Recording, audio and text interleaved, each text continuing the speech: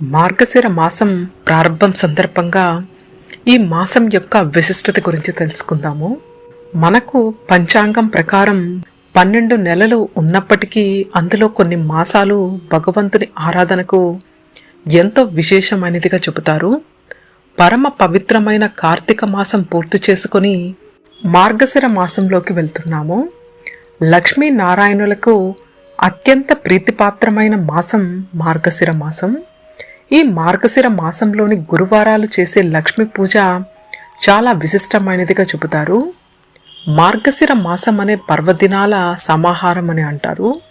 విష్ణువుకి ఎంతో ఇష్టమైన ఈ మాసంలో లక్ష్మీ పూజలు, ఉపవాస దీక్షలు సకల శుభాలను, అనంతకోటి పుణ్య ఫలాలను కలగజేస్తాయని అంటారు. శ్రీకృష్ణుడు భగవద్గీతలో వివరించినట్లుగా మాసాన మార్గశీర్షోహం అంటే మార్గశిర మాసం మాసాల్లోకెల్లా శీర్షం అంటే శిరస్సు వంటిదని అర్థం. ఈ మాసంలో పౌర్ణమి నాటి నక్షత్రంగా మృగశిర ఉన్న మాసానికి మార్గశిర అని పేరు. ఈ నెలలోనే సూర్యుడు ధనుస్సు రాశిలోకి ప్రవేశిస్తాడు కాబట్టి ఈ కాలమంతా ధనుర్మాసంగా భావిస్తారు. వైష్ణవులకు ధనుర్మాసం అత్యంత ముఖ్యమైనదిగా చెబుతారు. వైష్ణవాలయాలు దర్శించేందుకు, నారాయణ్ను అర్చించేందుకు ఈ మాసం ప్రధానమైనదిగా, వివాహం కావలసిన అమ్మాయిలు కాత్యాయని వ్రతాన్ని ఆచరించడంలో తమలోని భక్తిభావం స్థిరమయ్యేలా గోదాదేవి రచించిన పాసురాలను చదవడం ఈ మాసం యొక్క ప్రత్యేకత. కార్తీక మాసం లాగే మార్గశిర మాసం కూడా ప్రతిరోజు పండగే.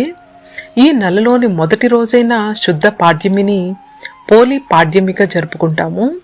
ఈరోజు గంగా స్నానం చేస్తే గొప్ప పుణ్యఫలం లభిస్తుందని, సుబ్రహ్మణ్య షష్ఠి లేదా మిత్రసప్తమి, ఒకవేళ ఏకాదశి తిథి వచ్చే సమయానికి ధనుర్మాసం ఆరంభమై ఉంటే ఈ ఏకాదశిని ముక్కోటి ఏకాదశిగా జరుపుకుంటారు. అదేవిధంగా గీతా జయంతి, దత్తాత్రేయ జయంతి వంటి విశేష పర్వదినాలు కూడా ఈ మాసంలోనే వస్తాయి. కేవలం పండగలు మాత్రమే కాదు, ఈ మాసం వ్రతాలకు కూడా నిలయమే. గురువారాలు, లక్ష్మీ వ్రతం, హనుమద్వ్రతం వంటి వ్రతాలను ఈ మాసంలో ఆచరిస్తారు.